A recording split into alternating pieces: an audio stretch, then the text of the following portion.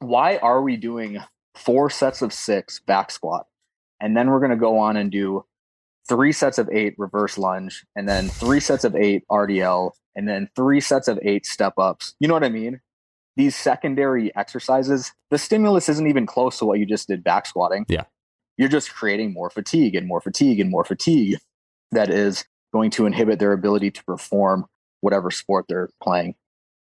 That was Will Ratelle, and you're listening to the Just Fly Performance Podcast.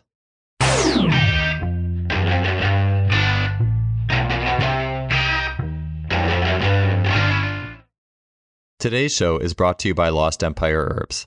You can get 15% off my favorite herbs for well-being and athletic performance by heading to lostempireherbs.com/justfly. About 3 years ago, I got into herbalism after having Logan Christopher on the podcast, starting with the Phoenix formula, which literally had my body buzzing after I took it. Not in a jittery way like coffee, but in a way where I really felt the herbs working with my body. Within 2 weeks, I was already noticeably stronger in the weight room. And ever since, I've made herbalism a regular part of my training regimen. I've totally ditched any sort of caffeine-laden pre-workout, and I really enjoy using supplements that come directly from the earth. Lost Empire Herbs was started by Logan Christopher and his 2 brothers to help bring back the lost empire of nature and our connection to it, and to bring the power of herbs to the general public. Again, if you want to see my favorite herbs, such as Shilajit, which has been mentioned by other podcast guests on this show, Phoenix Formula, and more, as well as get 15% off your purchase alongside a 365-day money-back guarantee, head to lostempireherbs.com/justfly. Welcome to another episode. Thanks for being here. In the supportive role of physical preparation, it can be very easy to partition that process away from the actual needs, demand, and skill acquisition of explosive, chaotic sports and then movements within that sport. Today's episode features Will Ratelle. Will's athletic background, his love for sport and play, along with his raw horsepower and athletic ability, is a unique combination. He is a strength coach at the University of North Dakota, and he's also the owner of W2 Performance. Prior to working in the sports performance field, Will spent time as a professional football player with the Atlanta Falcons, the Kansas City Chiefs, and the Saskatchewan Roughriders. On the show today, Will talk about his athletic background, his gameplay that has served him throughout youth and then still today as a strength coach. And he'll talk about how despite being more than physically capable, he didn't actually make it far in the pro level of football. Will then go into ideas on what we should be looking to improve or intensify in the gym training setting for athletics and athletic performance. Will chat about how to avoid training or excessively training things that don't really matter in the grand scheme of everything an athlete is asked to do in their athletic regimen. Will finish with his thoughts on the specificity of potentiation. He'll talk about jump and sprint variability training, and we'll finish the show with Will's take on the debate between Olympic lifts and loaded jumps, and he'll give his thoughts on that topic. This was a great show just to really key in on that true specificity and training what matters in athletic performance. Let's get on to episode 308 with Will Ratelle. All right, Will, welcome to the show, man. All right, so I got an intro question, a little bit different in your experience. How many is the optimal amount of Bang energy drinks that the average strength coach should consume each day? Like kind of a range. What's high end, low end? What are we talking about here?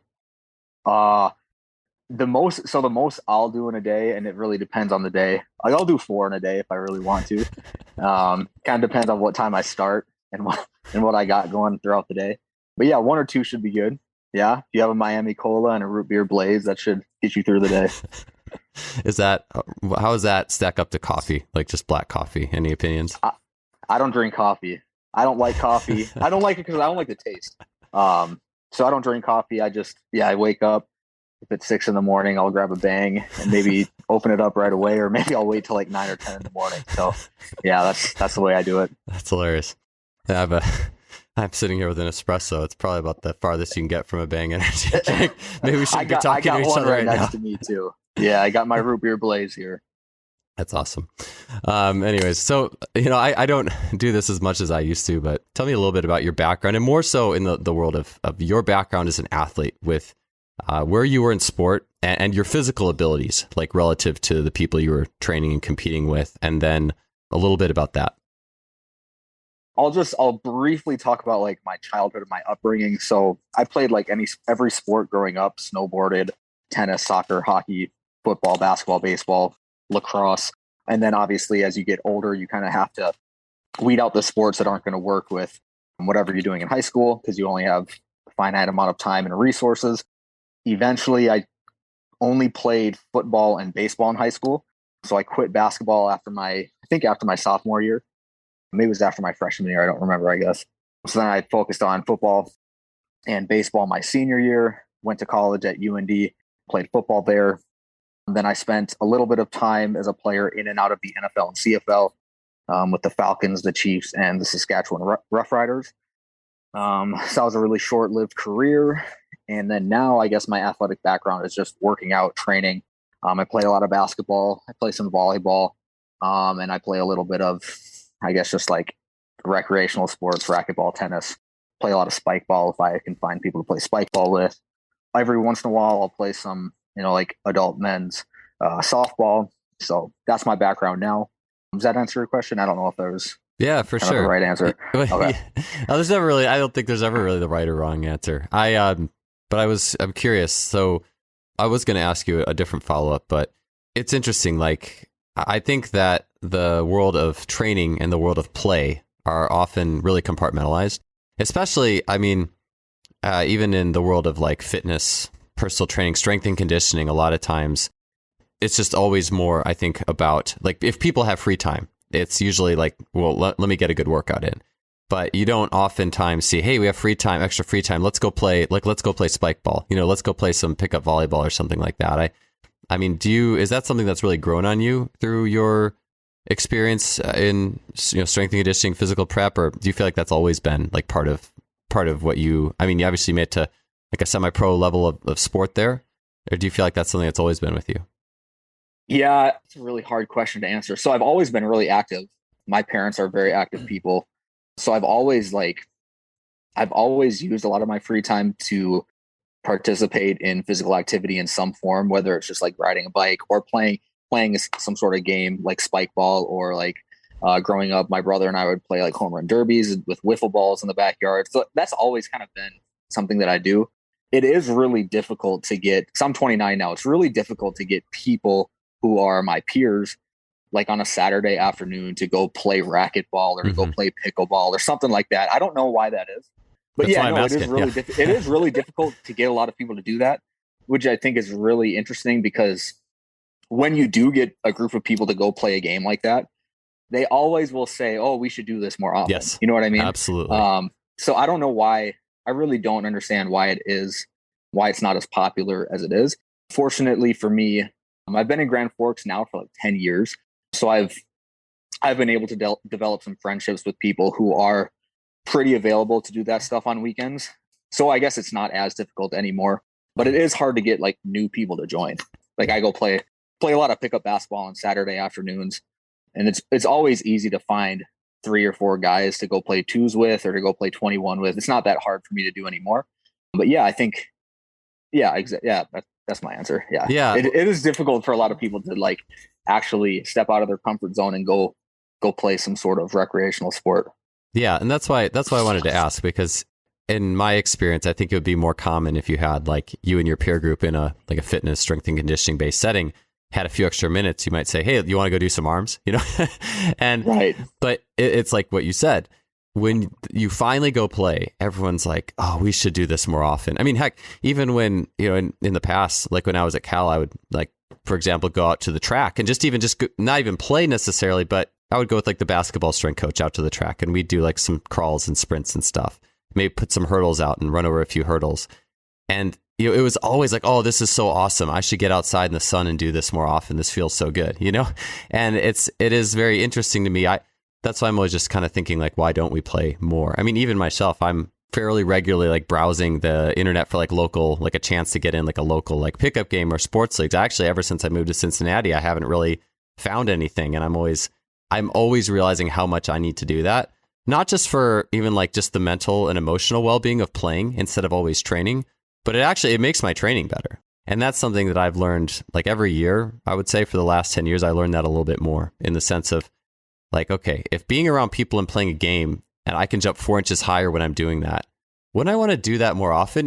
Like it doesn't, it just makes sense. So anyways, I'm always thinking about that myself. So I that's why I asked you. I was curious and maybe it's just being intentional and making the time to do it. I think that in the world of fitness in general, I think it's more viewed as suffering. Again, I think there should be a hard component occasionally, but it shouldn't revolve around that. At least not entirely. And it's almost like it goes against a little bit of the ethos of like, well, we really need to suffer. Like, unless you really want to suffer and do that every day, then you're not really training. And playing is like what people would view as the opposite of suffering. Anyways, I don't want to get too philosophical with it, but I do think about that. And so I was just interested with your background or anything with you that you enjoy playing. Well, a lot of times it is going to be a better training effect for a lot of people than going into the gym and lifting weights for an hour. I think especially, so I was talking to my parents about this over a year ago when I was down there for the 4th of July. They still play, they're 60 years old. They still play tennis and pickleball and golf and stuff like that. And I was talking to them like, don't you think it would probably be better for you to go like I played spike ball with them. I introduced them to spike ball, and it was tough for them to like read when the ball is going to hit the net and bounce off and how it's going to bounce off and all that stuff. But they were like diving for balls and stuff and rolling on the ground. So they found it fun. So I was talking to them like, don't you think this would be a better use of your training time instead of going to the gym to lift 2 to 3 times a week or to do your elliptical 2 to 3 times a week, to go play a sport like this? Because when you're 80, 85, 90 years old and it's hard for you to get out of a chair, the training effect that spike ball or something like that's going to have on you, diving, falling, hitting the ground, and getting back up as fast as possible, like that's going to just have a better training effect for you as you age than getting on an elliptical and 100%. Doing your elliptical for 30 minutes at heart rate of 65% of your heart rate max. Yeah. And I mean, they agreed with it. So like, it's funny to me how that is not as popular. Like we said earlier, it's not as popular as it could be. Yeah. Speaking of pickleball, I remember when I was in Berkeley, like but my last year there were always these elderly women who would come out and play pickleball. Like, I think it might've been, maybe it was when COVID hit too. We were just like going for, we were just kind of going for walks with the kids and stuff outside, and I would see people playing, or maybe it was before. I don't remember exactly, but it was towards my last year there. I would see these older women playing pickleball, and I'm like, these women, they're going to live to be like 100. Like, they're just, they're so full of energy. They're like, and there's a lot of energy in the way they played. And versus, I mean, again, walking is great. Like, I think that's awesome, but like, it's so much more enlivening to have it be a game. And it's fun too, I see this myself. And even with like I talk about like the suffering. It says like things should be like, sport is hard. Like there's things in sport that are difficult, and life is about finding ways to overcome difficulty. But what I find, at least an important part of life is, it's not the only thing in life, but I find in sport, like if I'm playing a sport or basketball or anything, like I feel it happening in my body that I'm working pretty hard, and the adrenaline is causing me not to feel the fatigue as if I was just doing all this. Like if I was just running around in all these patterns repeatedly at high intensity, I would be getting very tired much earlier. And I see that in my children too. Like my son in particular, he's 3 and my daughter's 5. And my daughter's a little bit more, like she might be a swimmer someday or a track type person. She seems to have this ability to like just run or move continually and not, I guess, say she's not that I'm like having her like run a mile or something, but she doesn't complain about being tired if she's like running a lot. And whereas my son is a little bit different, but if it's a game, I'll try to, I kind of keep it in my mind, like, wow, he is running so much longer, like when we play this game of tag, than if he was just, I don't know, running down the street with his sister or something, and then decide I'm tired, I'm going to stop. Like he probably runs 10 times as far before it even registers in his head. And when I was, I think about that a lot, how our perception, if fatigue isn't, and the fact of like, well, I'm really not tired isn't hitting you mentally, and you're still moving and enjoying it and have this energy and intention, the adaptations are really, really substantial. And it's funny, like I shouldn't even have to say this because most people who work with athletes, well, yeah, the athlete's already playing, so they're already getting that, right? But I guess I just talk about it more in the sense of you just keeping in mind that just play and intense play is a powerful adaptation. And the last thing I'll say too is I remember when I was in high school, I played basketball and then went and did track, and we didn't do a terrible amount of running for track. Nothing like when I got to college my first year. But I ran an okay 400 meter dash. I mean, 54, it was okay. It wasn't fast. Like, I wasn't blazing fast, but I got to college the next year and we ran traditionally a lot. And I didn't play very much. I was barely playing pickup sports. And I mean, I bet you my workload on the track in typical running like doubled. And the workouts were a lot harder than high school. And the first time they put me in the 4x4, I ran 57, which is so bad. Like, that's terrible.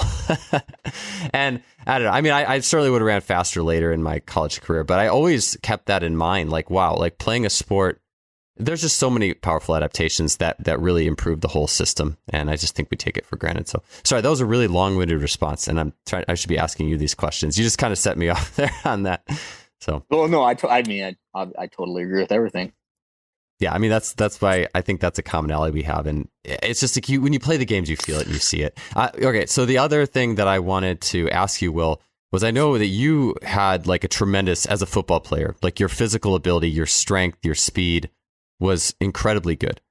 So with you having all that, maybe you can describe that a little bit. And then with all that, why didn't you make the next level? Like, why didn't you make the NFL? You know what I'm saying? Like, tell me a little bit about that. Yeah, I talked about this with Jake on his podcast a little bit. Yeah, like the physical abilities were all there. Like if we go back to 2016 was the year that I was like in that draft. I didn't get drafted. I was signed undrafted. But like my combine numbers, like my vertical, my 40-yard dash, the L cone, the pro agility, the bench press, I think I was like top 5 in every category for my like class. So the physical capabilities were there, but I just wasn't that smart of a football player. I could get away with it in college. I played at an FCS level, so Division I AA. I probably could have gotten away with it at like the college or the FBS level, like a Big Ten or something like that.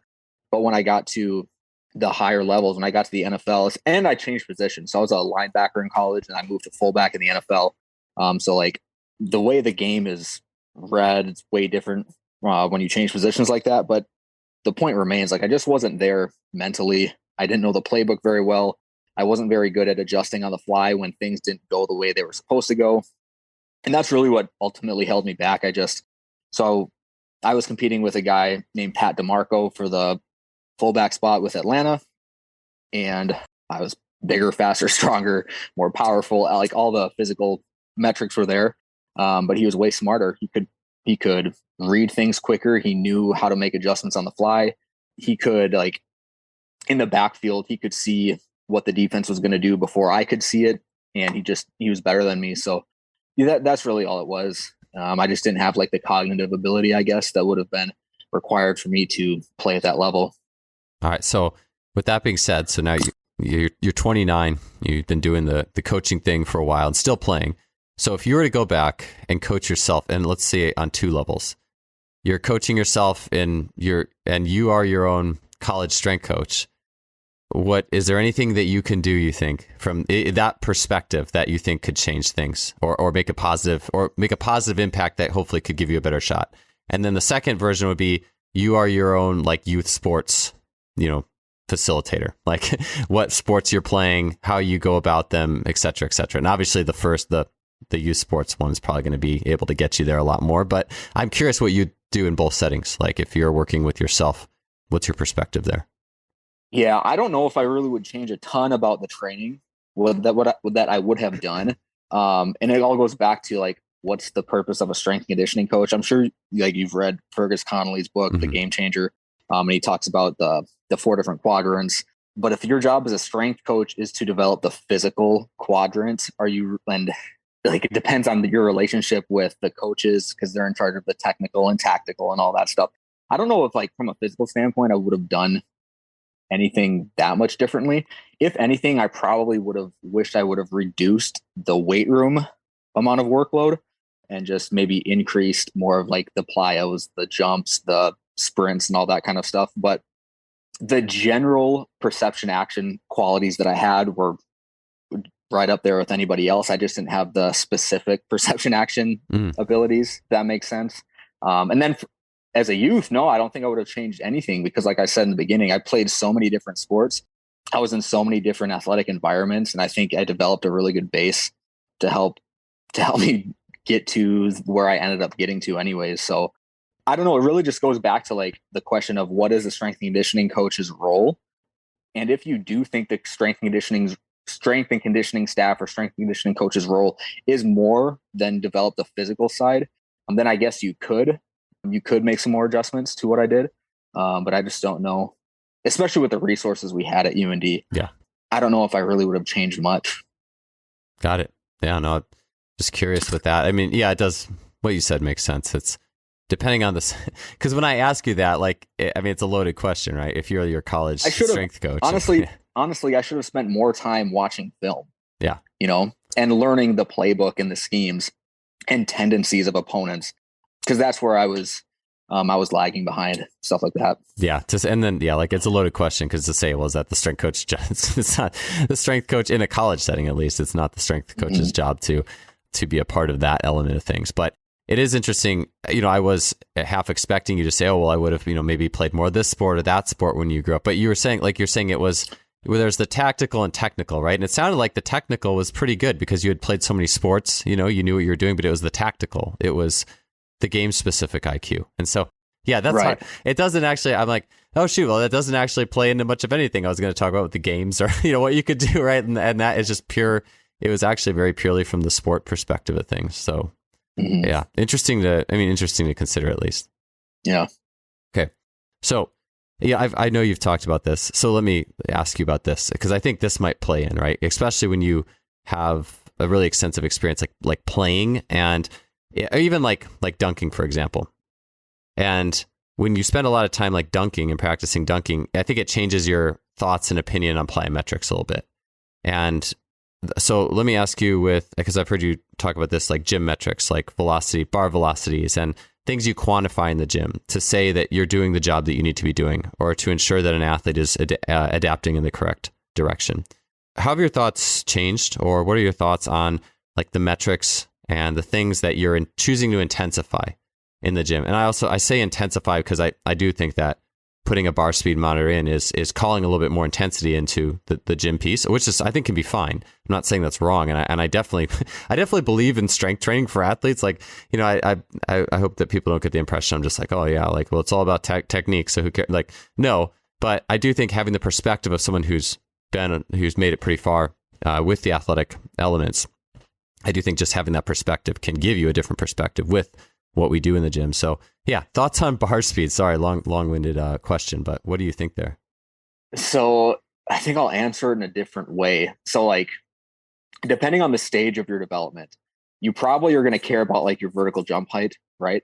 Where I am right now, I don't care about my vertical jump height. I want to be a good dunker, right? Which is different than standing on a jump mat and jumping as high as you can, So as far as metrics go, metrics like vertical jump height or your broad jump or your back squat 1 rep max or your back squat, whatever load you can move at 0.7 meters per second, whatever it is, those are all really good for some people depending on the stage of their development. You know what I mean? And when you're working with a team, there's a wide range of athletes and where they are in their development. So how do I incorporate that perspective within a team? Like I work with basketball, which is 15 guys, wide variety of type of athletes that play basketball as far as their anatomy and what their athletic background is as far as training goes and what other sports they've played. But like there are certain kids you can look at and say, well, if we get his trap bar deadlift up from 315 to 405, that's probably going to help him on the basketball court, right? Mm-hmm. And then you look at some other kids and you wouldn't agree with that statement. You know what I mean? So like, I don't even know if I'm answering your question. Some metrics matter for some people. Some metrics don't matter for some people. So if we go back to myself and my experience getting better at dunking, when I really first started trying to get better at dunking, I've always kind of had the ability because I'm just generally pretty athletic, but I would be able to dunk once every 5 attempts, right? And so at first I was like, I should probably do more rate of force development training where I'm gonna move the bar at a certain speed. I'm gonna do more box jumps. I'm gonna do more loaded jumps. I'm gonna do more depth jumps. I'm gonna do more XYZ, right? But that can I swear on this? Sorry. Yeah, that shit didn't help me dunk the basketball better. The only thing that helped me dunk a basketball better was actually dunking multiple times per week until I got better at dunking. So like for me, the metrics didn't matter. I already had the general outputs. And just like a lot of people that I work with, some people that I don't work with, a lot of people already have the general outputs that are required in order to dunk a basketball. They just don't have the skill. And you gotta go do the skill. So I don't know if that answered your question. Sorry. Sure. No, it does make sense. I mean, maybe I could sum it up in the way that I see it, in the sense that some athletes have, it's almost like the neurological strength of the organism. Like some athletes just have it and some don't. And more than the skill of lifting a weight or the skill of expressing power in a specific power exercise in the weight room, we want the skill of actually being in sport. We want change of direction. We want jumping. We want jumping off the run, cuts, and defensive maneuvers and offensive cuts and all these things. And obviously like linear speed, if I didn't mention that. Here's another way I think that would kind of make it easy to consume.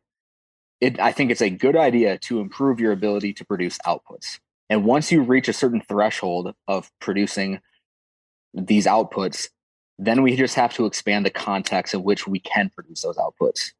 That's like a pretty simple way of explaining it, I think. Yeah. So, So let me ask you this, because I think I've seen this kind of flavor of things in your postings.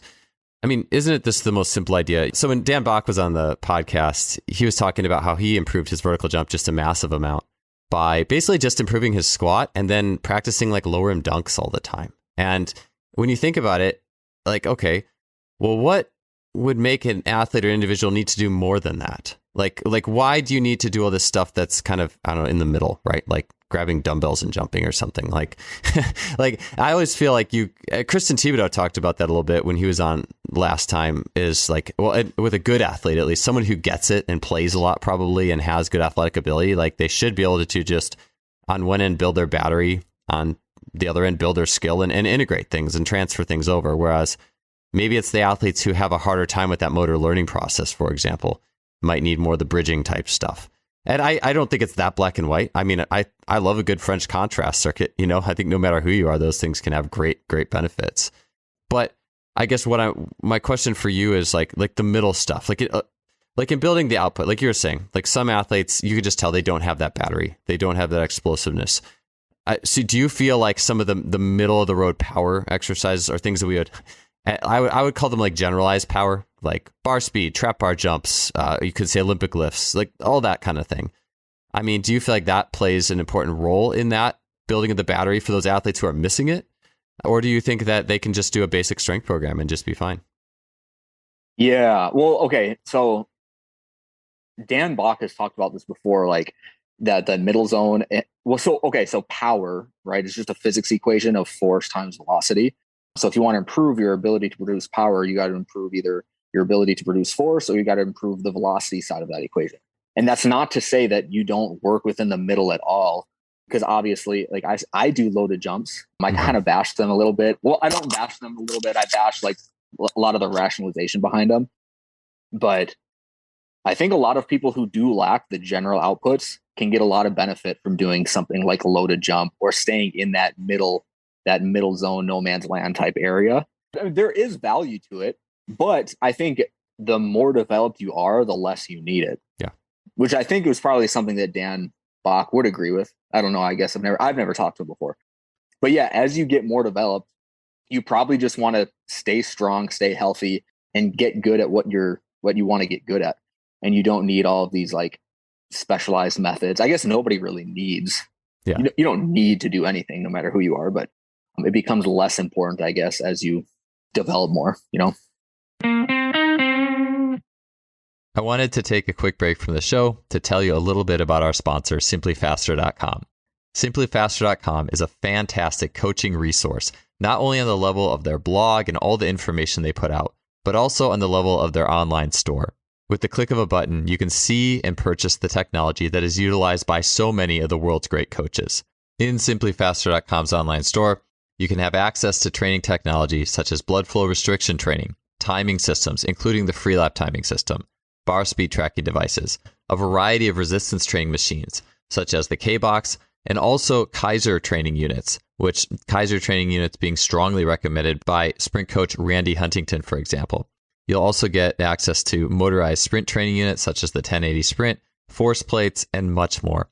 You can check that all out by heading to simplyfaster.com. That's simply with an I, faster.com. Let's get back to the show. Yeah, I can definitely see that. It's an interesting thought on if someone doesn't have that battery.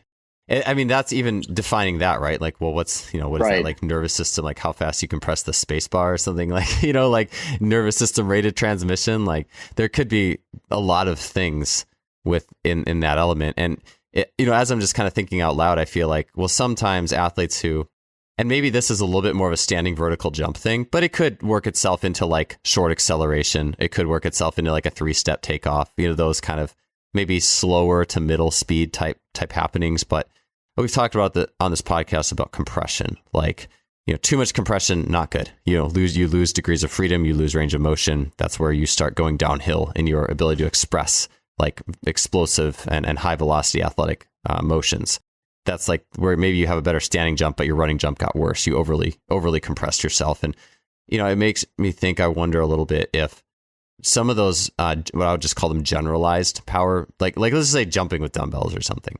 Like, I feel like that's it is explosive, but it's also like a compressive explosive. It's like a bilateral compressive explosive. So it's going to give someone who maybe has no compression and no ability to put like force down into the ground and create internal rotation. It could maybe help them to do that if they were just horrible at it, and so it's maybe they are doing it in squats and maybe they're doing it with some loaded jumps and things like that. But if you keep doing that stuff, and even for me, like I've never really liked jump squat type things. I always preferred Olympic lifts and then plyometrics, but I did so many bilateral plyometrics with a ground contact time of between 0.2 and 0.3, which it sounds somewhat fast, but it's really not. And that just really wrecked a lot of the way that I used to jump and run and sprint when I was younger, actually. And it doesn't seem like it would, but it definitely did not help. I remember when I first got the job at Cal, I was 29, so your age. And we had this competition with the interns. Like it was 3 strength coaches against 3 interns. And it was like this vertical jump and lifting competition. And we tested our jumps and maxes and like squat and clean and vertical jump and 1-step vert and things. And like the competition was to see who could improve their marks the most. And I remember I really worked hard and I improved quite a bit. Like and my standing vertical was about as good as it had ever been. And then one day at the gym, we rolled the ball out and went out to like dunk, and I couldn't dunk. Like I could not run and dunk the ball. And this is like, and I used to high jump 7 feet and get my elbow over the rim. And here I am now with a great standing vert. And, and we had done a lot of generalized power stuff, a lot of bilateral, like slower contact, relatively speaking, generalized. And I don't think I really sprinted at all in that time. And it was just blew my mind. It was really depressing. And I had to like work to get it back, and it still took me a long time to really figure out what happened in that. So anyways, sorry, that was a little bit of a random thought process there, but that always made me rethink and consider, when we're talking about like that generalized power, like the negative consequences if you go too far into it in neglecting. But again, like most athletes you come across, they're going to be playing their sport, they're jumping and have quick contact times all the time. That would just be an example of what happens when you ignore sport and don't do anything fast and just do a bunch of quote unquote general power training, and then your standing vert goes up, but then all your reactive markers just crash downhill. Yeah, well, so probably a few years ago when the VBT stuff really became popular, I got really into it, and I kind of had this, I still don't really know the strong enough question and what the right approach is to that. Sure. But I got really into like the VBT stuff, and I just experienced the same kind of thing you did. Like my standing vert was really good, but I wasn't playing a ton of sports as much at the time. So like my sport play was really bad. Like dunking a basketball was not very good at the time. So yeah, no, I guess I don't have much to add. I've experienced that exact same thing that you just laid out. Yeah, it does make sense though. As you just said that, I think it's easy maybe for me, or even like someone in your shoes, if you and I are not playing sports, to do that and get a little jaded. You know what I'm saying? Like versus someone who's playing sports and they come in and maybe they're just doing a couple sets of bar speed based stuff. I mean, that's a totally different ball game. And I think I need to, I always need to take a look and be like, okay, like I need to not have necessarily that approach to it 100%. But it also makes you think about, well, what's a good off season though? Like, okay, let's say they're not playing their sport a whole lot and I'm in charge for the off season. Like, what things am I going to try to bring up that I think will really transition them well into their sport practice? Like, I don't think it would be a good idea to necessarily bring their standing vert up and their reactivity a little bit down and then go into the season, and then they're going to just even it out. I mean, I don't know. Maybe there's some benefit in that on some level, but I don't know. I feel like if they're going to need to be more reactive for their sport, why do I just want to improve their standing vert now and not? I don't know. I mean, not that it just happens like that, but it at least makes you think a little bit different about how are you going to go about preparing them when, when a certain type of training or overdoing a certain type of generalized power training could lead to those results. For sure. Yeah. All right. So in terms of like redundancy, I know you've posted something like this, but I mean, maybe we could just say like small plyometric hops or extensive plyos or not wasting time. What are some things that you see in the gym or points you see as time being wasted in the course of training? Well, yeah, I think a lot of extensive plyos are kind of a waste. I guess it depends on what sport you're working with. Like basketball, I don't think they need to do like any at all extensive plyos because that's essentially all basketball is. It's a lot of just sub-maximal ground contacts up and down the court, sub-maximal cutting, sub-maximal jumping. So that would be one example. What else is wasted time in the gym? Accessory work.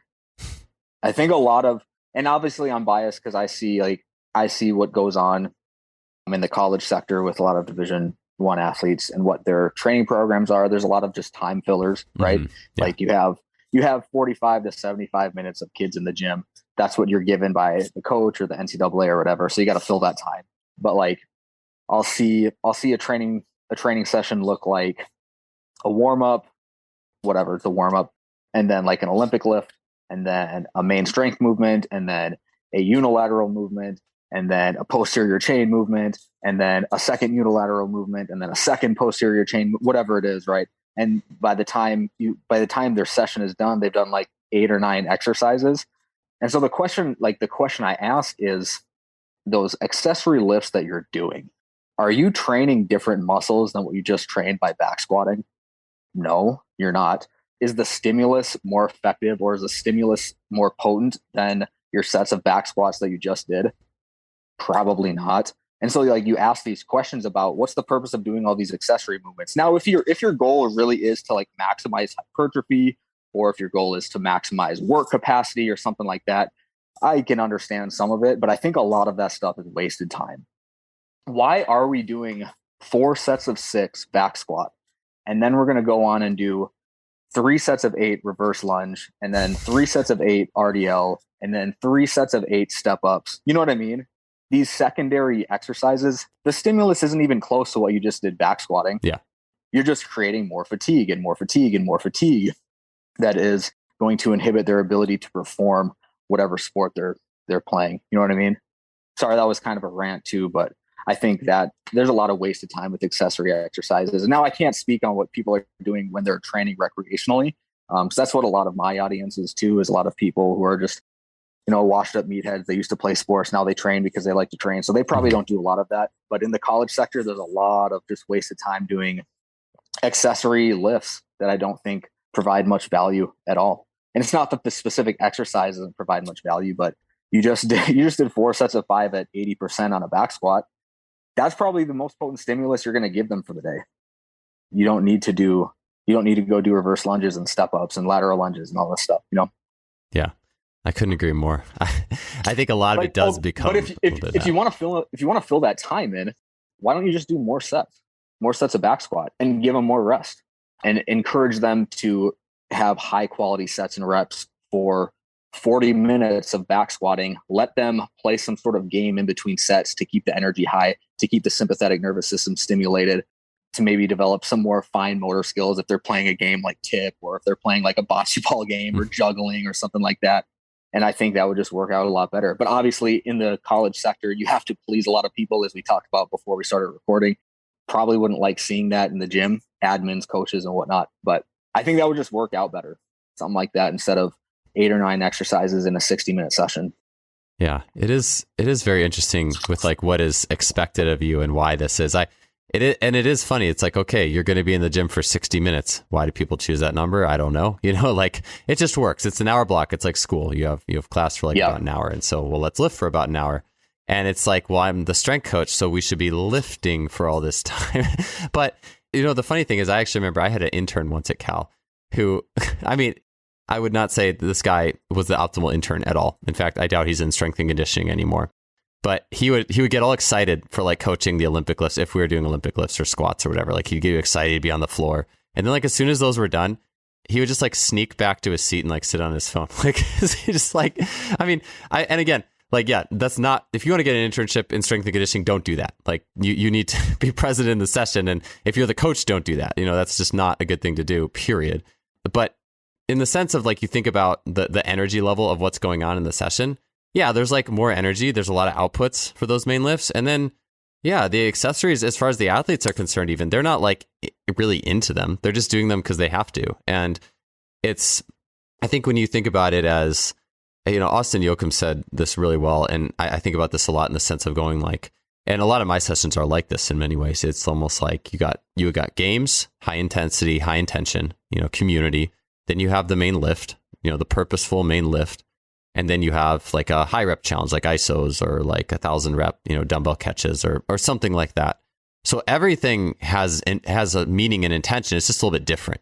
The games have a little bit different intention than the heavier lifting portion, which has a little bit different intention than like the very, very high rep things. But it's like, I think people, if you just pay attention to athletes, their intention, and I think so oftentimes we think, well, man, these athletes aren't excited about this 60-minute lift. That's like, 20 minutes of main lifting and then 40 minutes of accessories. Why aren't they excited about this? Why aren't they more bought in? Like, because a lot of it's boring and it's not like their sport, I mean, again, not that you shouldn't do something that's hard from time to time, but in my opinion, that's what the ISOs are for.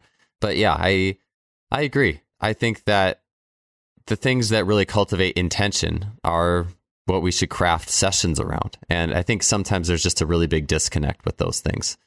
And that's one of those like seeds of the session that comes before, like even, like Dan John has spoken about, if you until you're throwing in 200 feet in the discus in high school, don't, complain to me there's not like enough periodization or get into the periodization elements. There's just basic things you need to be able to do as a human being first. And having intention in the session is massive. So yeah, I agree with that. And yeah, I'd be curious any of your other thoughts as well on, isometrics or other ways that you, like if you have decreased the auxiliary component, like what are you replacing if you're expected to have athletes for, X amount of time? Yeah, so I have decreased a lot of that stuff and a lot of times, so I'll give you like a general session, what I do with my basketball guys. Usually we'll do a warm up and the warm up is some sort of game that they choose to do. Or it'll be like a follow the leader, like we'll set up the hurdles and someone has to do like these different types of jumps or tricks over a hurdle. And then everyone has to match them. And it's like horse. So if you screw it up, you get an H, screw it up again, you get an O, whatever, something like that. And that'll be anywhere from 5 minutes to maybe we stretch it out to 20 minutes if they're really having fun with it. So we'll start off with something like that. And then we'll do like our main lift, which a lot of times will be a squat or a deadlift, whatever it is. And I don't time their rest periods. I let them do whatever they want during their rest periods. If they want to just sit down and chill, they can do that. If they want to play some other little game, they can do that. If they want to play hacky sack, they can do that with each other and make it fun. But I don't care if that takes them 20 to 30 minutes to get through. If I say I want 5 working sets of a trap bar, get that done. And then really I have a plan for after that. Like I'll program a little bit more, but sometimes we cut that out depending on the time. So if I only have 60 minutes and we're 48 minutes in and everyone just finished the trap bar, I'll probably just have them do 1, maybe 2 of the accessory stuff. And I mean, depending on what we've done prior to the accessory stuff, it'll be like a Nordic hamstring curl or a GHR or like a Copenhagen adduction or some sort of isometric, something like that. So yeah, that's what the sessions that I do look like. So it's never more than 4 exercises in a day. And I think it works out pretty well. I guess you'd have to ask them if they like it or not, but that's kind of the way I've evolved and the way I program for a lot of my teams, my athletes. Yeah. Yeah. It reminds me a little bit too of, I mean, speaking of Dan John, I know his sessions when he was on, just talking about like, look, it is the main lifts, and there's a lot of rest being taken between sets to make sure that you can, be effective at those. And I think part of it too is maybe like this thing, like we always want to see athletes like moving, like they're always, and again, I do think we want to really make use of our time in a gym setting, but it's almost like, yeah, it's like there's value to sitting there and resting too and waiting. It's just, I don't know. I guess maybe it's a little bit of a tricky landscape in some level, based off. Yeah, who's I watching really let them do what they want when they rest. Some guys just want to sit there and hold a like a couch stretch for 2 minutes on each side. If that's what they want to do, that's fine with me, because they like that's what they think they need. What I don't really care. But then the other thing too, as far as like laying out a training session, I was just down in Minneapolis this past weekend, and I was with Austin, and we were trying to decide what we were going to do. And we just came to the conclusion, let's do something athletic, then let's do something heavy, and then let's do something that sucks. So what we did like in a circuit or in a linear? No, like you do something athletic first, do that for 20 to 30 minutes, whatever it is. I got do you. Something heavy. Yeah. So what we ended up doing is we played spike ball probably for 20 minutes or so. Then we ran 10-yard flies for like 15 to 20 minutes. And then we did trap bar deadlifts. And then we did as many reps as possible on the GHR. And that was it. And that was a really good dose of stimulus for us, a really good dose of stress. And I think a lot of people could organize a session like that and get a lot out of it, regardless if you're an athlete or you're not. Yeah. It's almost like this addition by subtraction. Like if you told, if in like, I don't even know what the educational, process looks like for, I guess, getting into athletic performance these days. But I mean, I'm a big believer in general that just more, I guess you could call like intuitive or artistic, whatever the term is, scenarios should be played out. Like, for example, you have 3 things you're going to do this training session. Maybe you're going to sprint, you're going to do a hex bar deadlift, and you can pick an ISO, and that's all you're going to do the whole time. And you have to find a way to just use those 3 things to not overtrain, but to also get the maximal intention out of it. And you can get a great workout out of that stuff. It's like, I talk about this sometimes when I first trained with Tommy John. I think he gave me a warm up to do that took me like 50 minutes. And it was like he said, all right, 100 3-way hip circles, and then like 100, like 5 minutes of single leg RDL each side. And by the time I finished those, it had already been like 25 minutes. But I'll tell you, like I was pretty, like in terms of intention and getting into focus and like somewhat of a flow state, like that's way more intentional, just doing a few things and a lot of it, than doing like 10 movement prep exercises and kind of like rotating in a circuit or something like that. You really are drawing the athlete in. And I think you can use more exercises, but it's just you have to know a way to really create an intention and a purpose and create an engagement that goes into it. And so I do think it would be a good practice for coaches to be like, all right, for starters, you get 3 or 4 exercises, and then, see how that goes. And then maybe you can add like a couple in. So Will, you had something that you posted. I thought this was interesting, but ways that you find are good for potentiation. So you had posted something where you do like strongman work in the morning, and then we're jumping later. I'm curious on your thoughts on like really heavy like carries as a use of our potentiation tool. What's your thoughts on that versus like, I guess just like a squat or a deadlift or something like that? And how do you integrate that type of work?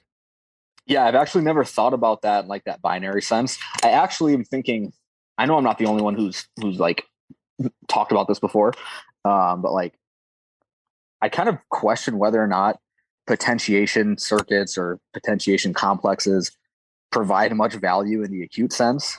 I don't know, because I think I've heard you talk about this before, but like your best, at least this is for me, my best dunks come after I've played like 3 games of pickup basketball. Yep. You know what I mean? There's fatigue there. There's a lot of fatigue there. My heart rate is elevated. I'm breathing breathing pretty quickly. And then I'm sure like you've played around with French contrast just like everybody else has. There's no way I'm jumping as high after I do like a French contrast than when I'm like in a flow state playing basketball doing dunks. You know what I mean? Yep. 100%. It just makes me question the acute response from doing a potentiation complex. Does it really do that much for you? And I'm sure it does for some people, but like what really matters, like you just talked about, is the intention and like being in that flow state way more than like the textbook physiological response that you get from loading whatever 80% of your 1 rep max and lifting it a few reps. You know what I mean? So I don't know. I do think there is some value like potentiating yourself for 24 or 48 hours later, because I've definitely experienced that myself. But yeah, I don't know. I don't know if the acute response from a potentiation complex is super valuable, especially when you're working. Like for me, I work with college athletes, like we've mentioned, especially with those kids who don't care about lifting in the first place and don't put that much intention to it in the first place. You know what I mean? Yeah. I think I will spend on some level my life in sports and athletic performance trying to figure out all the ways that playing pickup basketball just helps you jump higher than pretty much anything else. Like I've tried to figure out so many different things that could like kind of replicate it. Like I remember I've come in from the track. I remember I did like a 200, a 150, or a 200, then walk back about like 75% of the 200, then a 150, then 100, then a 50. So just a descending thing. Then I walked in the gym and just was like, felt really good, like kind of like basketball, but not quite, you know? But I do think like doing French contrast circuits is interesting because it does, like, I bet you my standing vertical might be better doing those, like in between sets. Like I do a set of French contrast, like a trap bar, and then a depth jump, and then like a squat clean and a line hop or something, or a band assisted. My standing vert might be better at the end of that, but my running definitely won't be close to what basketball is. Right. It's just something about that timing. Yeah. I don't know what it is, but it's definitely something I've experienced. And I'm sure a lot of people have experienced that too. Yeah. It's kind of like too, you know, isn't it? I think it's just so interesting how so many of the best things that happen, or like so many inventions happen by accident, right? Like in the world of like science and materials and physics, or maybe not physics, you know, just like there's been so many inventions throughout the course of history that have happened by accident. And I just think it's so interesting to observe in basketball. I mean, what's the best way to dunk? Yeah, you go play, do a few dunks, rest a little bit, go play another game, go do a few more dunks, you know, like, and just kind of keep doing that. Like, it's kind of the best. If you're looking at dunk skill and warming up and potentiating yourself, and you don't have to, there's no special equipment required. There's no, you know, you didn't have to buy a training program. It's all built in the system. And I think that's present in other sports too, like even change of direction, mixing change of direction and linear speed if you wanted to throw some linear sprints in and things like that. Do you have any ideas or thoughts on potentiation for linear speed, by the way? I know you do a lot of like, you know, sprints, flying work. I mean, any thought on potentiating sprinting the way basketball helps you potentiate a jump? No, I think like I would have the same perspective on it. Like I think my best 5'10s come after I've already done like 10 maximal effort reps. And then I just finally hit like a really good rep on my 11th rep. You know what I mean? But I have played around with, because I have access to the equipment in space. I've played around with the lifting, depending on whatever it is, deadlifting, Olympic lifting, squatting, and then in between sets of those going to sprint. I feel fine, but I don't think I'm running faster. I should do a little experiment on myself and set up the gates one time and test that out. But I think I'd have the same perspective on the sprinting side as I would on the jumping side, you know? Yeah, for sure. The more I learn about like change of direction, the more it fascinates me too. Because I mean, basketball, like playing pickup basketball, like change of direction is something that I think it kind of goes to both. It could go to linear speed or acceleration in a way, and it could go to jumping. And the highest I ever got up in high school, like I touched like 2 or 3 inches above the glass on the top, or not the square, not the glass. Like I'd be a superhuman then at 6'1", but 2 inches, 3 inches above the top of the square, like legitimately. I mean, I left my fingerprints up there, and I made everybody in this, like in my physics class, like go look at it the next day. And but that was right after, and we've been doing this for like 2 or 3 weeks, but just like hard change of direction, like court suicide stuff at the end of practices.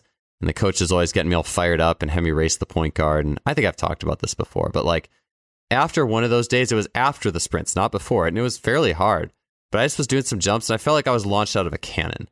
And the more I learn about change of direction too, you have an side that, at least for me, that's the outside foot is very expansive. It's a little bit more of a supinated. It's like a high speed, expansive supinated leg.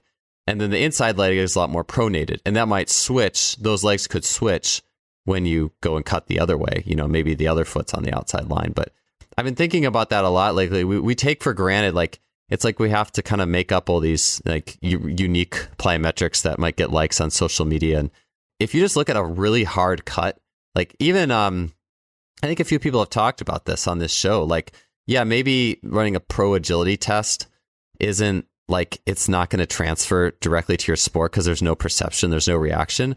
But there's a lot of really cool abilities, athletic abilities that happen when you're doing that I think are underestimated in a training setting. So I know I've one of the things I occasionally do is I in my French contrasts, for which they've gotten, I don't know, you could say weirder over the years, but I'll put like suicide sprints as the tail end of a French contrast for like jumping sometimes, and I think it's interesting. So anyways, I say I'm always trying to figure out that, like, all right, what is it in pickup basketball? Like, I want to figure out all the little nuances, being around, competition and teammates and having fun, I think is something that you have to have that too. I think if that's not there, you're never going to get it all either. Totally. Yeah. The community aspect is huge. Yeah. So variability, you mentioned your warm up, Will. And so like, and I've seen these videos, you're doing like rolls into jumps. And I just think that stuff is so cool because it's very much like, like we talked about, like compared to, I guess, like the more like, all right, we're going to measure your standing vert, your standing broad jump. Like it's a little bit more diverse. It's fun. Tell me a little bit about how you approach like jump variability or sprint variability or any of those things in the main part of your training, the warm-ups, or whatever you're doing with that component. Yeah. I mean, it's just like playing games, it's more fun. I think you get more. I think it's a better training stimulus. It's going to have a greater training effect than if you were to do this strict 6 sets of 3 box jumps, and then it's just way more athletic. You have to get up as fast as you can. You have to jump over something. Like there's that feedback of jumping over a hurdle, or it's a bad jump if you clip the hurdle and knock it over. It's just a better training stimulus than standing counter movement box jumps. And it's more fun. So yeah, I guess there's not like a ton to say about it, but you are, like I said earlier, like you're getting the outputs, you're training the outputs, but then you're just expanding the context in which you can produce those outputs in too. So that's really all it is. Yeah. There's not like a huge explanation that I have for that. Sure. It's more fun. It's a better training stimulus, and you're going to get more out of it, like playing a game, like playing sports. There's a lot more stimuli that's coming into the body. Yeah, that makes sense. So when you go through, and yeah, exactly what you said, it's like, it's more like playing sports. Like that's where that piece, at least somewhat of that piece of fun, community, like trying something a little different or having it being more open-ended. Like how do you like, give me an example of what a variable like jump session would be, like in warming up your group, or if you're training or something like that, like okay. What would you do? Yeah. So if I'm working with a group, usually I'll give them the goal, which would be like jump for height or jump for distance or jump with load, jump off 1 foot, and then they can kind of just throw whatever else they want into it. So if I want the group, I'm going to say we'll have 15 minutes and the goal is to jump for height. They can jump onto a box, over a hurdle. They can try to slap a certain height on the wall. And then it's really up to them as far as what other variables they want to throw into it. If they want to add a 3-step approach, they can do that. If they want to do a roll into a jump, they can do that. If they want to jump, reacting to someone snapping their fingers, they can do that. And I really just let them decide. Working with college basketball players, though, you have to give them a lot of ideas because there's a lot of like cool kid element in the room. Like no one wants to be the one to engage, stuff like that. So then you have to come up with things to do for them because no one wants to be the one to like raise their hand and say, hey, I have an idea. So that's really all it is. I'll say like 15 to 20 minutes. You're going to jump as high as you can. I don't care if it's multi-effort, single effort, if it's onto a box, over a hurdle, hitting a wall, holding a med ball, holding dumbbells, whatever it is. We're just getting better at jumping, and go ahead and do your thing. Yeah. I like that you brought that up. Like there's like the cool kid thing. Cause it's funny when you train youth athletes, you don't get that at all. Like if I'm like, all right, I'm working with young athletes and I'm like, hey, we're going to do an animal warm up, and someone pick an animal and show me what that animal looks like. Like you get everyone raising their hand. Like it is kind of funny. Like you get that, I don't know, you go through middle school and high school and you go through some awkward times and you don't want to, you're kind of like afraid to do that. It makes me wonder a little bit if those same people who might be fearful of that, if there's like a link to like creativity on the field or the court or something like that. I know Michael Zweifel's talked about that, like your willingness to be creative in just mirroring sport with your willingness to be creative and have a little bit of an exploration in a gym setting. Yeah. Yeah, I think it's interesting to, I remember I used to warm up like tennis with just basic, like, I took it from Michael Zweifel, just like basic, like mirroring drills where you have somebody go and they're doing cuts or jukes and the other person's following them. And like, that's an easy way to be placed to be creative because only pretty much one person's watching you. But it was interesting even with that. Like, I noticed there were some players who literally had like no jukes. Like maybe they didn't grow up playing basketball, but then when they actually played tennis, they were very much in the same way, very predictable, very mechanical. Like the coach would say these things. So, and then you could just see it in their, the way that they did those warm-up exercises. I was curious, that's why I asked you if you're... Well, yeah, that reminds me. Austin Yocum's talked about this a lot before. They go through all day, be here at this time, they hear from a coach, we're doing this drill this way, this is your pivot foot, this is the hand you're going to initiate the dribble with, go around this cone, that cone. Like they're told that they have to do things a certain way all the time. And I think when they come into the weight room, that's kind of what they expect. And almost in a way, that's what they want. So then when they're given this opportunity to be autonomous and allow for some creativity to come out, they just don't know what to do. And yeah, it's kind of interesting how that works. Yeah, that is interesting. It reminds me of what Rafe Kelly was saying when he was on a few episodes ago, and that, I mean, maybe not so much in college, but especially as athletes are growing up and they have, I mean, in college, you have different coaches for like you have your head coach and position coach and all these things. But athletes have multiple coaches who all will have different levels of knowledge and ability in the world of motor learning. And, hopefully, as the world of sport and learning gets more interconnected, there will be more of an increased ability to guide athletes in the correct way. Or a way that allows them to learn better and to learn themselves more and to be a greater part of it. But Rafe was saying that one of the things a strength coach and movement coach can offer is helping athletes learn how to learn. And I do think like just, maybe you're not necessarily like going through a motor learning lecture with them or something, but just by offering them the chance to be creative and just stressing that this is important, like, and, being creative is an essential element to being an athlete. That, hopefully that would at least help them to maybe, at least be able to take a break from, like you said, like kind of being told to do everything. Here's what you're doing. Do it this way. Like, but it's like, if we can give athletes a situation in a gym setting where it's like, no, I want you to solve this problem. And tell me how that felt. This is the task that you have to accomplish. Figure out a way to accomplish it. And then once you accomplish it, add something else to make it more challenging and accomplish it again. And then once like they get into that mindset, it becomes a lot easier for them to include more variation and more variability with what they're doing. Yeah. It's funny. With my son is 3 and we were playing like baseball in the front yard the other day. And I think I had like just, it was a soft baseball or a wiffle ball. And he just had a stick. Like it was just a stick and he was swinging the stick at it. And then he figured out that the stick was too long and he just like broke a piece off. So it was shorter. I was like, this is problem solving. This is how you should be learning. I'm like, even at 3, I was like, this is it right here. So that's just my own little, I don't know. I have a lot of, I don't know if you call them epiphanies, but just interesting thoughts on how we learn skills and stuff. And yeah, the more we, like you said, the more we can help athletes figure out how to solve something on their own. I think it would be it would be fun to almost have like it's like we have like exercise databases. If we had a database of like, here's problems to let athletes solve and just let them go, and see if they can do it. And, things to figure out. I mean, even just like getting over a series of boxes or like parkour. Maybe that's part of the reason, like, I think parkour is a nice donor sport too. You have to figure out, there's a lot of problem solving or rock climbing or whatever. So yeah, I definitely agree with you on that one. I think that's really cool. So you mentioned loaded jumps. So I just want to come back and quick clarification. What's your stance on the loaded jumps? Because you had said like you don't totally dismiss them. It's like where would you use them, or what would like the loading be? What kind of athletes would you use that type of thing with? Before we go, just get back to your thoughts on that. Yeah. Okay. So there's a few different ways I can kind of think about this. So one way is like loaded jumps.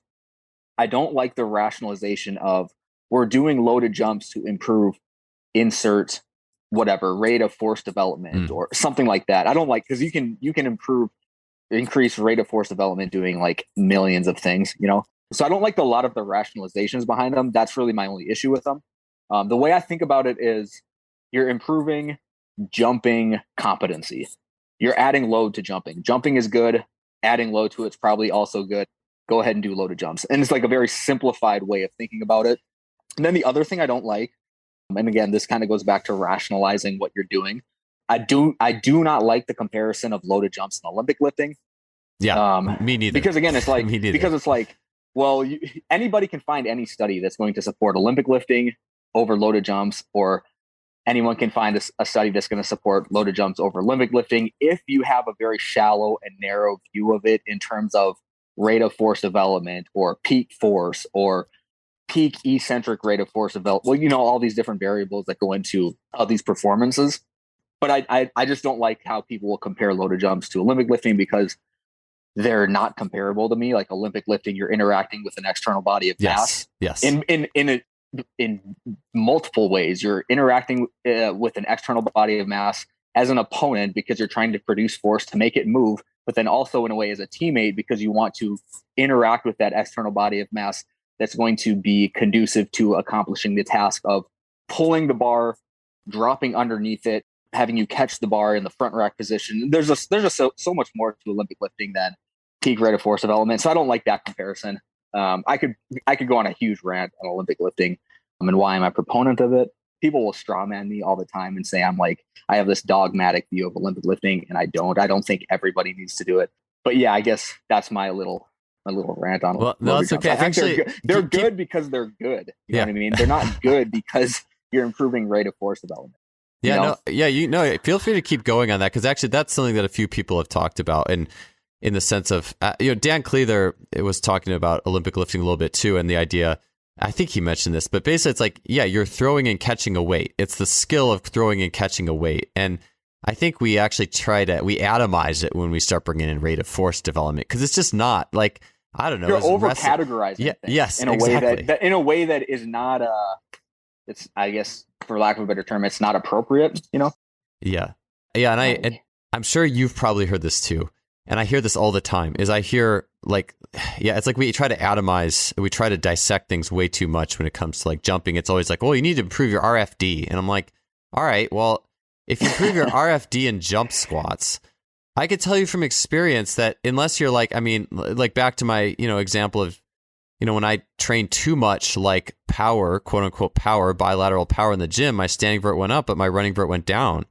And there was plenty of, I guess, points of RFD happening in the hurdle hops and depth jumps and all that stuff. But it was just too much bilateral, internal, directly into the ground force.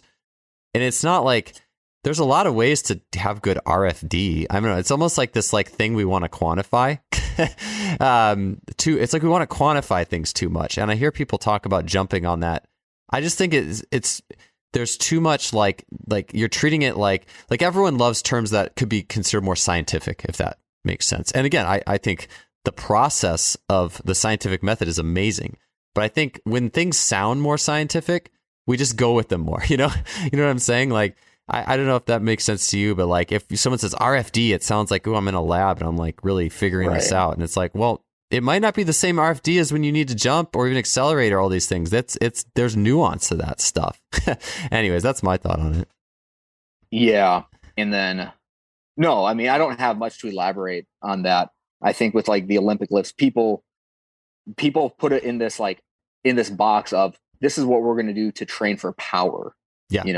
And it's like, it's more than that. Like, just like loaded jumps, we're going to do this because we want to train power. Where I think of it as, we're doing loaded jumps because we want to improve our ability and our competency at jumping. And this is one way we can do that, because jumping is a good skill to have pretty much regardless of any sport that you play or any activity you participate in, so that's my thing. And then like, there's more with the Olympic lifts too. Like, sure. Like we said, you're interacting with an external body of mass in a much different way than you would if you're doing like a barbell jump squat, because the load is essentially just an extension of your body of mass at that point. If the load is on your back and it's going to stay on your back throughout the entirety of the exercise. And then, where do I go with this? Like, the thing with the Olympic lifts is it trains you, yes, to be powerful, but also to be powerful in a very precise manner. Yeah. Because you could be doing let's just use clean for an example. You could be doing a power clean or let's say a full clean. You're doing a full clean, so you're catching the bar on the bottom of the squat. Well, you can't pull the bar too high, so you can't be too powerful, or the bar is going to hit you in the chin. But you're also training to be powerful and to be athletic and to contract. You're contracting and then relaxing and then contracting again as you anticipate catching the bar. There's just more. There's more things to Olympic lifts that I think people forget about, and then you get into this dichotomy of, well, should we do loaded jumps or should we do Olympic lifts? It's like those things aren't comparable. Yeah, it is two different things. I mean, I could go on an hour long rant. I've made like a ton of YouTube videos on it, which I don't need to go through all of those things, but they're just not comparable to me. And yeah, it kind of annoys me, because here's the other thing. I think obviously you've met people who are like ideologues pro Olympic lifting, and then there's ideologues who are anti-Olympic lifting. And at one point there may have been more ideologues who are pro-Olympic lifting, but I think it's the pendulum has swung so far. There's way more anti-Olympic lifting ideologues now. And so then that's maybe why people think that I'm a dogmatic Olympic lifting.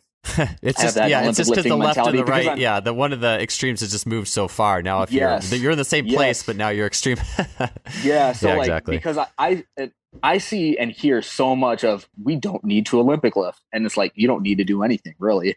But then I'll make an argument in favor of Olympic lifting for insert any argument I have, like we just kind of mentioned a few of them, and then people will straw man my position, and it bothers me, Nothing nothing is bad or good, it's just context, which is such a lame answer. But like, I mean, the Olympic lifts are interesting. I think where I've gravitated, giving my 2 cents, I'd be curious what you think about this is, and it's fun. The more I learn about biomechanics and the more I learn about even like contact times, rate of force, it's like I could do a power clean and make it like a power clean, meaning I catch it above 90 degrees knee bend, and I could make the lift, but I could make that lift and actually be spending too long in what I would call the impulse phase, where I'm actually like that second pull where the kind of like that brush is happening.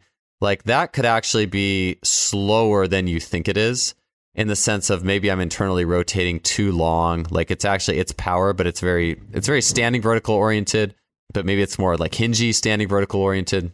And also depending on, there's like confounding factors too. Like how can I open up my pelvic space, and how can I get a good hinge where I have a good power transfer?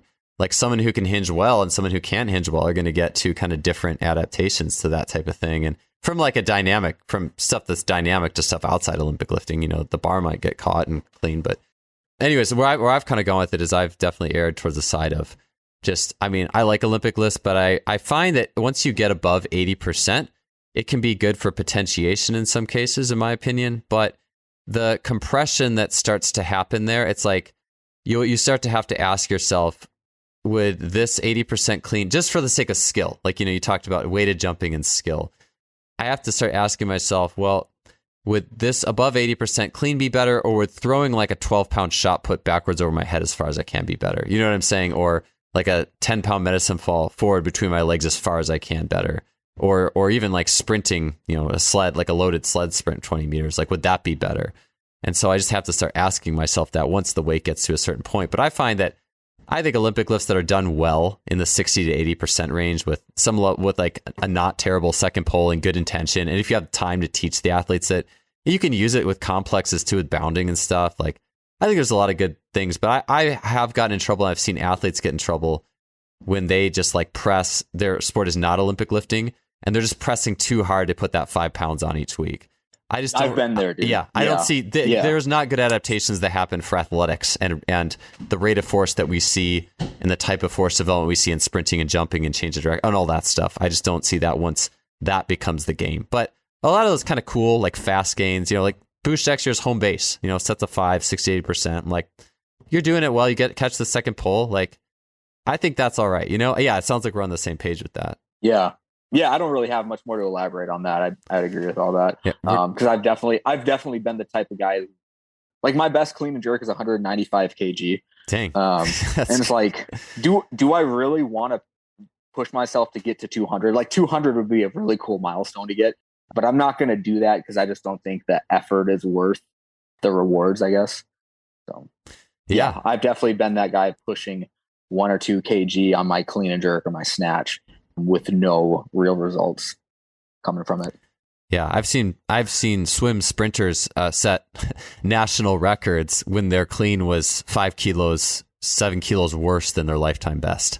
Like it's just, so you have to, I think, kind of lay off. But then it does say, well, why'd you do it in the first? Like, I think there's good benefits. It's just, anything you can get carried away with, and anything might not be a good idea at some point in time. If I have a group of 40 kids and, it's just me or something. Yeah. And I'm going to teach them, and we're just doing and I feel like a hang clean, it's almost, I'd ask you this is, would you say that the hang clean is the easiest, Olympic lift, just to butcher, and just do a terrible job on? You know what I'm saying? Yeah, I would agree with that. I would agree with that. And I would also say, which I don't know if people would agree or disagree with me on this, I think the hang snatch is probably the easiest one to learn. Yeah. And to do well.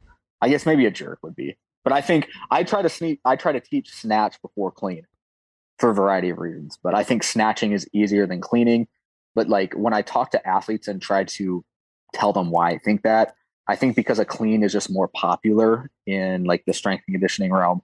People are going to see on social media, whatever, they're going to see cleans more often than they're going to see snatches. So if they're going into learning Olympic lifts for the first time, they assume clean is easier than snatch, which I just don't think is true. Yeah. I could see that as well, in the sense that I remember when I was at Wilmington College in Ohio. So I was there when I was between ages 25 and 29, and the football team there, their cleans, this was they had self-organized the optimal way to hang clean max, because that was on their record board was hang clean max. And it was guys would start with it at their knees with wraps and rock back and forth 3 times, and then just do this crazy slam off their legs and splits catch, and they got it right, but then they go jump 20 inches on the just jump. Yeah, that was pretty funny times. Yeah. So yeah, cool, good stuff. One other thing that I think is interesting too, that I pay attention to this now a little bit, is you mentioned a full catch clean. When you do that full catch clean, it isn't quite the force into the ground output to hit that pull, but in some ways, I feel like if you have to drop under it really fast, it almost makes the impulse of that little pull a little bit faster, if that makes sense. It's almost like if you're counting impulse frames, that yes. little quick hit. You know what I'm saying? It's almost, in some ways, I almost consider that more RFD if you're counting RFD. You're actually more expanded with knees out a little bit versus the knees coming in to really put force down into the ground. It's just something I've seen over time. No, totally. And kind of piggybacking off of that point, comparing loaded jumps and Olympic lifts, the reflexes are being trained much faster in Olympic lifts than if you're going to do repeated loaded jumps, because as soon as you finish that second pull on the bar, it's within milliseconds that you're catching that bar in a squat. Whereas if you're doing a loaded jump, as soon as toes off the ground, you have, depending on how you jump, I guess you have until then to react and go into your next jump. So just another point another thing with the comparison of loaded jumps and Olympic lifts I don't like would be the reflexes component of it. So I definitely agree with you there. So cool. Well, yeah, I'm glad actually we got some time to expand on that last point, because I think a lot of people talk about it. I think it's interesting to kind of get into the finer points of it, and it was great chatting with you and good kind of picking your brain on some of these different topics of athletic performance. So thanks for being on the show today. Yeah, I appreciate it. I had a great time.